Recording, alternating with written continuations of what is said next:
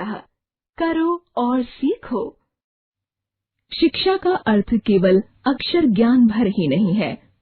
सच्ची शिक्षा वही है जो बालक के अंदर न केवल जीवन मूल्यों का विकास करे, बल्कि भावी जीवन के लिए अपने पैरों पर खड़ा होने लायक भी बनाए। पहले की शिक्षा और आज की शिक्षा में क्या अंतर है, जानने के लिए पढ़ते हैं यह नाटक। पहला दृश्य। पात्र अनंत। अनंत के पिता प्रधानाचार्य। अनंत छठी कक्षा में पढ़ता है। अनंत के पिता खेती करते हैं। एक दिन खेत से लौटने पर पिता ने देखा कि अनंत आंगन में बैठा सूत काट रहा है। पिता। बेटा अनंत, यह सब क्या है? तुम हमेशा सूत काटते रहते हो, पढ़ाई लिखाई कब करोगे? अनंत सूत काटते हुए। अध्यापक जी ने आज मुझे सूत काटने के लिए कहा है। यह मेरा गृह कार्य है। कल हमें कपड़ा बुनना है, उसके लिए धागा तैयार करके ले जाना है। पिता। पाठशाला में सूत भी काटा जाता है? इसकी क्या जरूरत है? पढ़ो लिखो, हिसाब किताब करो, इतना ही काफी है। अनंत। पिताजी, हमारी पाठशाला में सूत काटना, कपड़ा बुनना, लकड़ी की चीजें बनाना, बर्तन बनाना, खेती बाड़ी आदि सब सिखाया जाता है। पिता। यदि ऐसा है तो मैं कल तुम्हारी पाठशाला आकर तुम्हारे प्रधानाचार्य से बात करूंगा। दूसरा दृश्य। पिता अनंत के प्रधानाचार्य से मिलने पाठशाला पहुंचते हैं। पाठशाला गांव के बाहर एक मैदान में है। उसके चारों ओर बगीचा है। बगीचे में सब्जियां भी उगाई हुई हैं। प्रधानाचार्य स्वागत करते हुए। आइए, आप अनंत के पिता हैं ना? पिता। हाँ, अनंत की पढ़ाई के बारे में जानना चाहता था और सोचा आपसे भी मिल लूं। प्रधानाचार्य। बहुत अच्छा किया आपने। अनंत की पढ़ाई ठीक चल रही है, बहुत मेहनती है वह। पिता धीरे से। मैंने सुना है पाठशाला में सूत काटना, कपड़ा बुनना, लकड़ी की चीजें, बर्तन आदि बनाना और खेती बाड़ी का काम भी सिखाया जाने लगा है। इससे हमारे बच्चों को क्या लाभ होगा? प्रधानाचार्य। यह जानकर अच्छा लगा कि आप यह सब जानना चाहते हैं। आइए, मेरे साथ पाठशाला का एक चक्कर लगाकर आप स्वयं ही देख लीजिए कि यहाँ शिक्षा देने का तरीका क्या है। दोनों का पाठशाला के प्रार्थना कक्ष में प्रवेश। दीवारों पर चारों ओर महापुरुषों की तस्वीरें। हर तस्वीर के नीचे उन महापुरुषों की श्रेष्ठ उक्तियां लिखी हुई हैं। प्रधानाचार्य। यहाँ सब मिलकर प्रार्थना करते हैं, फिर विश्व की ताजा खबरों की जानकारी दी जाती है। इस समाचार फलक पर प्रतिदिन एक प्रेरक वचन लिखकर उसका अर्थ समझाया जाता है और राष्ट्रीय गीत गाया जाता है। पिता आश्चर्य से। यह सब आप करते हैं? प्रधानाचार्य। नहीं, यह सब बच्चे करते हैं। हम उनका मार्गदर्शन करते हैं और उत्साह बढ़ाते हैं। फिर प्रधानाचार्य अनंत के पिता को पाठशाला के प्रांगण में ले गए, जहाँ से सभी कक्षाएं दिखाई दे रही थीं। कक्षाओं में विज्ञान, इतिहास और भूगोल आदि विषयों से संबंधित शिक्षा दी जा रही थी।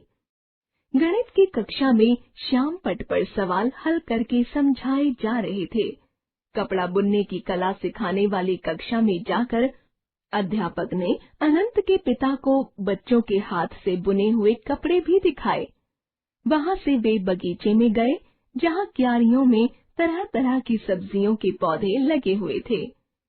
वहां एक शिक्षक बच्चों को विभिन्न फसलों की देखभाल के बारे में जानकारी दे रहे थे कि बीज कैसे बोने चाहिए और उनके लिए कैसी मिट्टी की आवश्यकता होती है। पिता खुश होते हुए। वाह, बच्चों को इस प्रकार सीखते देखकर मन प्रसन्न हो गया। किंतु अभी भी मेरे मन में यह प्रश्न उठ रहा है कि बच्चों को यह व्यावसायिक शिक्षा पाठशाला में देने की क्या आवश्यकता है? इन्हें तो गणित, विज्ञान, इतिहास, भूगोल आदि विषय पढ़ लिख कर ही आगे बढ़ना है। प्रधानाचार्य। समझाते हुए। सही कह रहे हैं आप, लेकिन बच्चों को इन विषयों का ज्ञान व्यावसायिक शिक्षा के माध्यम से मिले, क्या यह अधिक व्यावहारिक नहीं है? पिता असमंजस में पड़कर। मैं आपका तात्पर्य नहीं समझा। व्यावसायिक शिक्षा द्वारा विषयों का ज्ञान कैसे संभव है? प्रधानाचार्य मुस्कराते हुए। देखिए, कपड़ा बुनना हमारे देश के मूल व्यवसायों में से एक है। इसकी शिक्षा देने के लिए हम पहले बच्चों को कपास के बारे में बताते हैं। यह किस स्थान पर उगती है, इसके लिए जलवायु कैसी हो, मिट्टी कैसी हो, पानी किस मात्रा में दिया जाए आदि के बारे में बताते हैं। विज्ञान और भूगोल जैसे कठिन विषय भी इन्हीं जानकारियों से संबंधित हैं।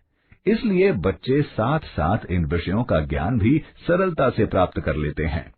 विषय में उनकी रुचि और जिज्ञासा बढ़ती है, फिर वे पुस्तकों से और अधिक जानकारी प्राप्त करते हैं। बाकी विषय भी इसी तरह सिखाए जाते हैं। पहले स्वयं करके सीखना, फिर पुस्तकों से सीखना, इस विधि को हमने अपनाया है। इससे बच्चों की क्रियाशीलता और रचनात्मकता भी बढ़ती है। क्या यह सही नहीं है?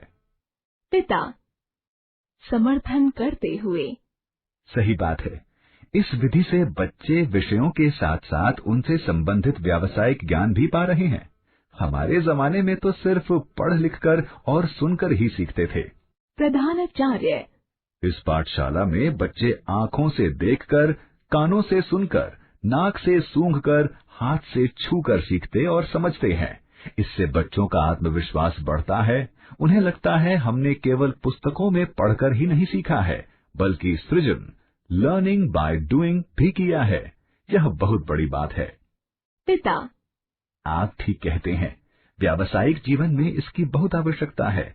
मैं समझ गया हूँ कि यह शिक्षा जीवन से जुड़ी हुई है। प्रधानाचार्य हाँ, शिक्षा का उद्देश्य बच्चों को केवल साक्षर बनाना ही नहीं, अपितु आत्मनिर्भर और संवेदनशील बनाकर जीवन मूल्यों का विकास करना भी है।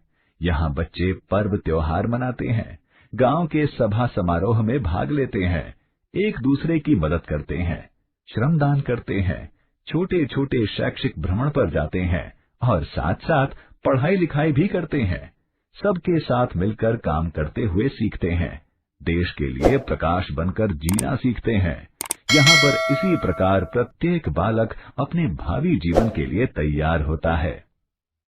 पिता बच्चों के भविष्य को नई दिशा देने के आपके प्रयास सार्थक हों, ऐसी मेरी शुभकामना है। चेहरे पर खुशी और मन में संतोष का भाव लिए अनंत के पिता प्रधानाचार्य को प्रणाम करके घर की ओर चल दिए। अब उन्हें अपने बेटे की पाठशाला पर गर्व हो रहा था। मिर्जी अन्ना राव की कहानी।